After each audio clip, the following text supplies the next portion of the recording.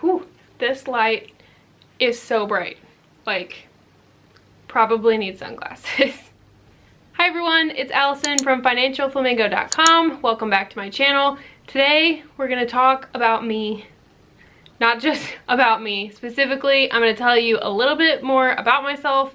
I'm going to give you my real debt numbers so you can understand why I'm doing this journey, and then I'm going to talk about why I have decided to make this channel, why I've decided to do a blog, and why and how I want to help other women who have to manage their finances figure out what they're doing so they don't make the same mistakes that I made. So let's go ahead and just jump right in. I'll tell you a little bit about my background before I get into all the numbers.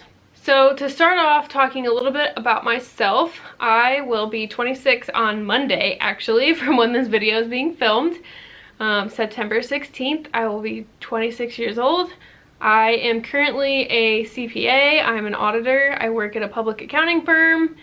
I really like accounting and numbers and money, so that's kind of where I get the finance aspect from, though it did not keep me from making some pretty stupid mistakes. But I have a business degree, a accounting degree, I have an MBA, and then I also have a equine general studies degree because I originally thought that I wanted to be a horse trainer, and I was wrong since I'm now a CPA. But that's kind of my educational background. I also really love animals. That's one of my big passions in life. I have 8 fur kids. So we have 1 dog, 2 bunnies, and 5 guinea pigs, 3 female guinea pigs and 2 male guinea pigs. They actually have their own bedroom, the room behind me. And I actually have another YouTube channel where I talk about pet education, so I will link that down below in case you're interested in guinea pigs and rabbits.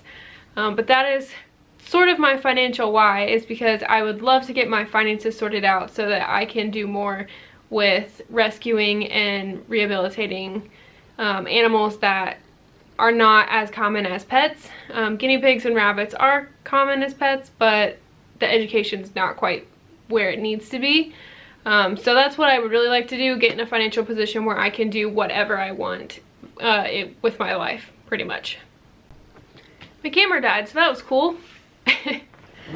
Anyways, one of my other big hobbies is reading and collecting books. Not collecting books like investing in rare books or anything. I just like to buy books, which is kind of a problem, but it's one of the things I enjoy doing. So I have a lot of books I like to read. Other than that, I just blog and make YouTube videos. Okay, so now I'm going to tell you a little bit about my personal financial story. So I have been out of college since 2015. So immediately started my first job out of college at an accounting firm, started making money, and moved in my first apartment by myself. And then within a year of that, I bought a brand new car, which was like 80% of my salary, what I spent on a vehicle. So obviously it was financed. I'm still paying for my car, but that was kind of the first thing that really pushed me into using debt instead of paying cash, because I wasn't even really using a credit card before that. So that was the first big purchase of credit that I really did. So moved into my first apartment, bought a car, and then kind of just fell into the trap of spending money on my credit card. I was paying it off every month, but that can go badly very quickly, and it did in my case. I moved to another town about 2 years after graduating from college for a new job, and during that move and with that move, I maxed out a credit card, like completely maxed it out with paying movers and all that kind of stuff, or U-Haul truck. I didn't get movers the first time, but with all of that, I completely maxed out a credit card. And then I don't really know how, to be honest, but I found Dave Ramsey when I moved into my second apartment, And January of that year, so that would have been January 2018, I decided that I was gonna do the Dave Ramsey plan. I took Financial Peace University and I paid off that credit card. I paid off, I think, about $5,000 in 3 months, and didn't have any credit card debt. And then I had a pet emergency and had to spend $700 on a guinea pig surgery, and that went on my credit card. And then I moved back to the town where I live now, and with that move and everything that came along with it, I completely fell off the financial freedom bandwagon and completely maxed out a different credit card. So I had done a balance transfer to pay off the first credit card to get past the interest, and had a shiny new Discover card with a $14,000 limit. That is stupid. I'm just gonna tell you that now. If you have a credit card that has a $14,000 credit limit, that is stupid. Nobody needs that. You're gonna get charged crazy amounts of interest if you have a balance. Because guess what? I know, because I did it. So, January of this year, my boyfriend and I bought our new house, which is where I am now. We moved into our new house in February of 2019. I had a completely maxed out credit card. So I currently have my Discover card, my Mazda, and 2 student loans. So I currently owe, I wrote it down. So I wrote my actual numbers down. I looked up my balances right before I filmed this video. So on my Discover card, I owe $6,746.94. On my Mazda, I owe $15,666.48. On my first student loan, I owe $3,406.43. And on my last student loan, I owe $2,216.37. So in total, I don't know what that is, like 27,000, something like that. I added up recently and it was 28,000, and that was like a month or 2 ago. So probably like 27.5 or something. I could just do the math, but I'm not gonna. So those are my real debt numbers. I am currently working on paying that off. So if you've checked out my blog at all, it's financialflamingo.com, and I will have it linked down below. I am currently doing a 6-month spending ban, and I wrote rules for myself, what I can spend, what I can't spend, what I'm allowed to spend money on, what I'm not, to break myself of my spending habits because they were awful and out of control.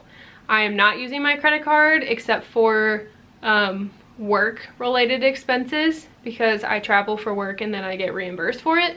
So I use my credit card for that, so that I can keep it separate and I know what the reimbursement's gonna be.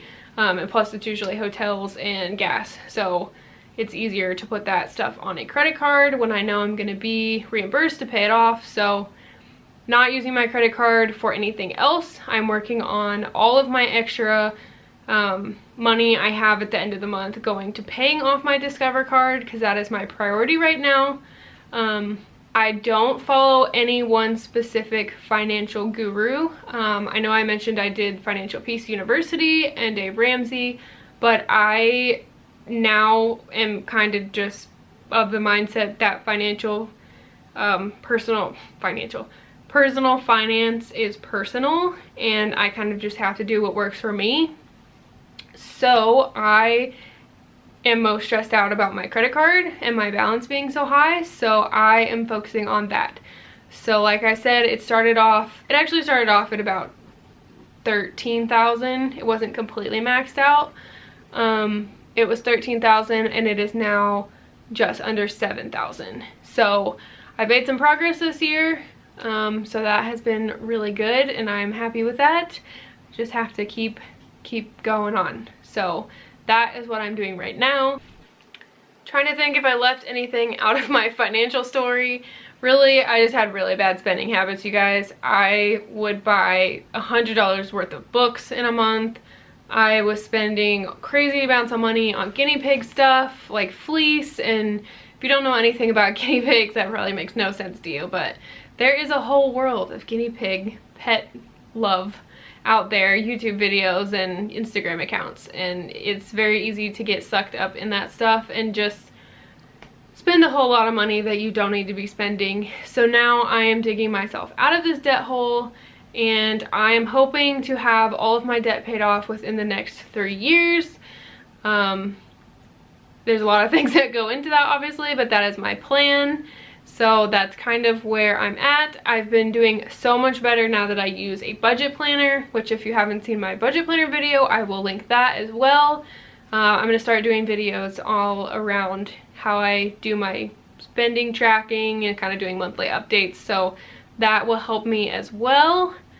Other than that, the last thing that I wanted to talk about was why I'm blogging and making videos and sharing my story, and really the main reason is because I really don't want other women in my situation at the time. So when I moved into my first apartment and was spending my own money for the first time, I don't want to watch a whole generation of other women do the same stupid things that I did.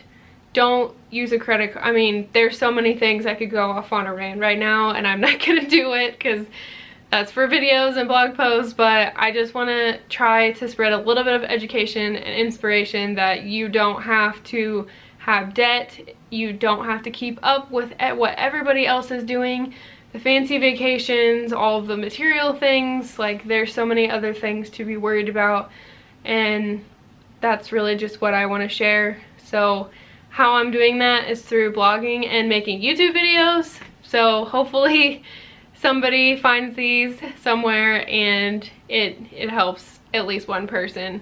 I really just would like to help somebody else figure out what their financial goals are and help them reach what financial freedom means to them.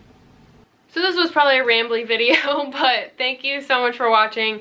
I hope you enjoyed getting to know me a little bit more, and I hope that something that I share helps you get a little farther along in your financial journey or inspires you in some way. If you like this video, please hit the like button down below and subscribe. I try to post new videos every week or twice a week, and I do new blog posts every Wednesday, so you can check that out. My blog is financialflamingo.com. And yeah, just thank you so much for watching, and I will see you next time. Bye.